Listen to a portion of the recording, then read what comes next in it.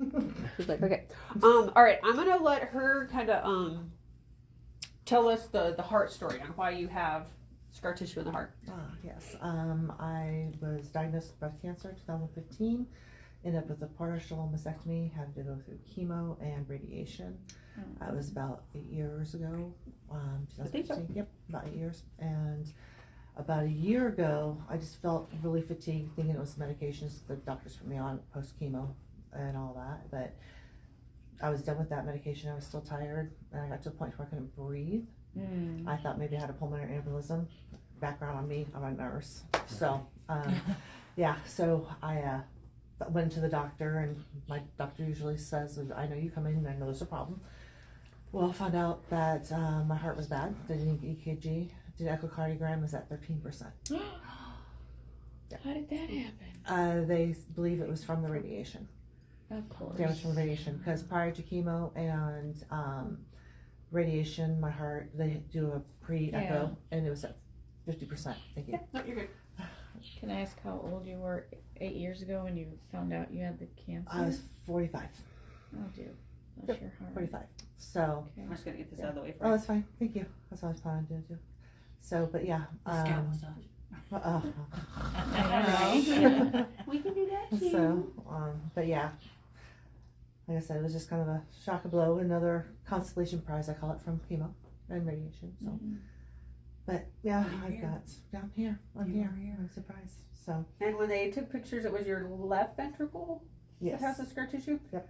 So she does have a pacemaker, so we stay away from that. Yeah. Oh, It's an okay. ICD. Yeah. And then there's, just because, you know, you have electrical energy, Yeah. you know, that kind of Yeah. stuff. We're not as strong as a microwave, so don't worry about that. But so she has a few other scar tissues we could do, but I want to address that heart scar tissue. Because remember we talked about drag? Does that make sense? So wherever you want to find, all right, so when I rub her back, I know where I feel the drag. You tell me where you feel the drag. Put one hand here. That's just a stabilizer, otherwise, you know, you're pushing her out of the chair. Well, yeah, I better put a hand there. Well, sometimes when you put your hand on their back, they'll lean forward. So if you kind of sandwich them. So her surgery's on her back? No, we're feeling for the scar tissue in her heart. You'll feel the drag on the outside of her body. Oh. So go a little lower.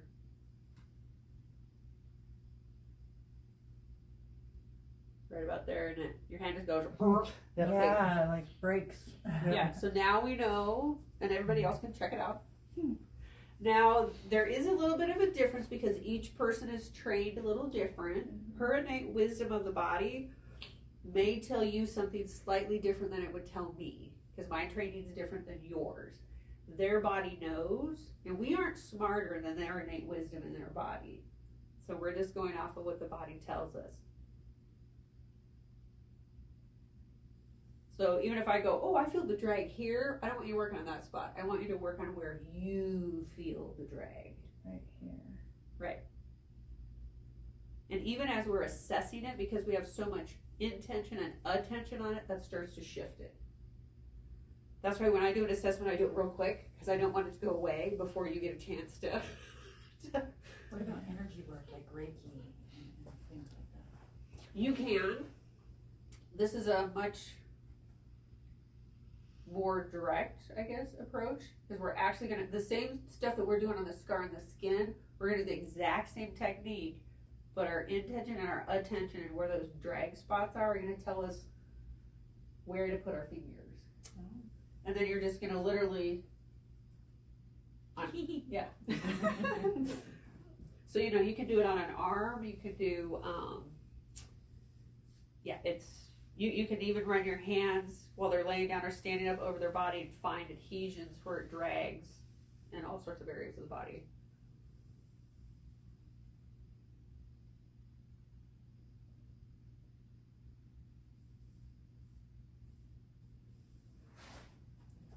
So everybody has a drag point. All right, so when you go through and find your drag point, so we have it on one side. You can either put your hand there, so you've got the palm, you know, just because you can do pinpoint, But we're going to put the hand on the back. And then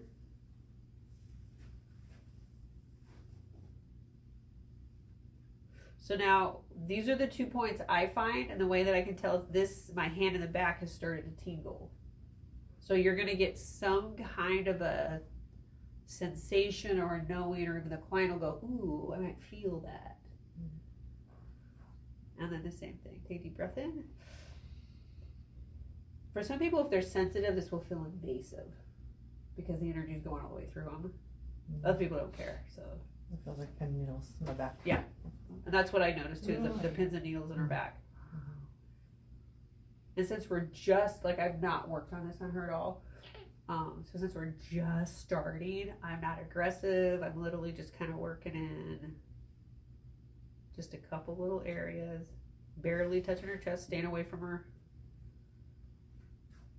hardware.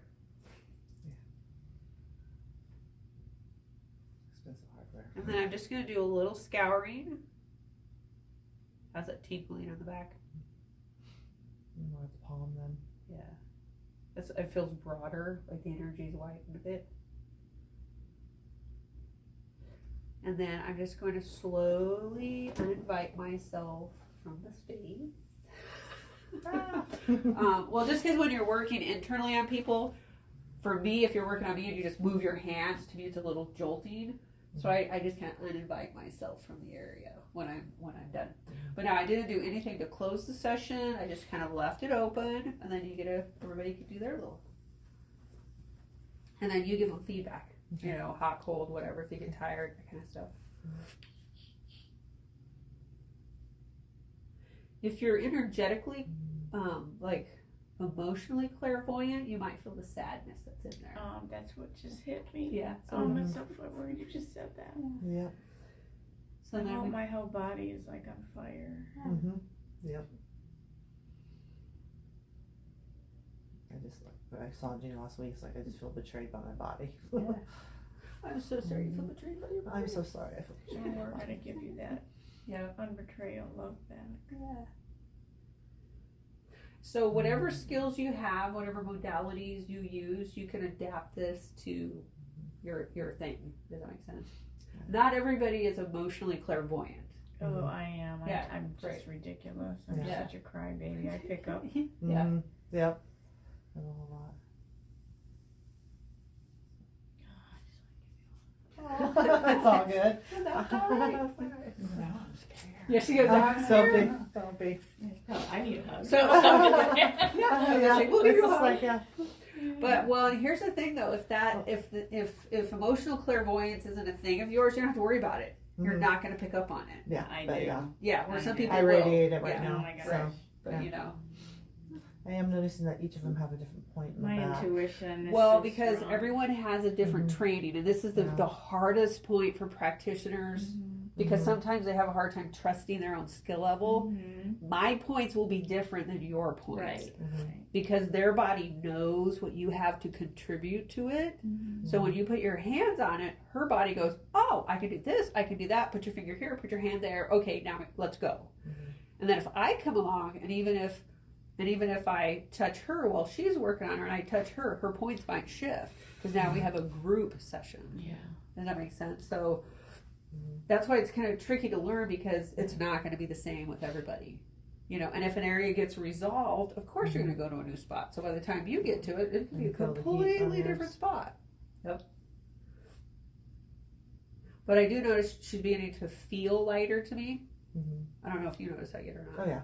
So yeah. Cougars, now you feel pissed to me, but What? now you feel pissed. I know I feel this. Yeah. Out of my body again. Yeah. That's all right. Mhm. No. I'm so sorry you're pissed. I'm so sorry. I'm pissed. You're pissed. You're pissed, yeah. Yeah, anything you meet with compassion can dissolve. So yeah. The reason we use you or your is we're speaking to that fragmented aspect.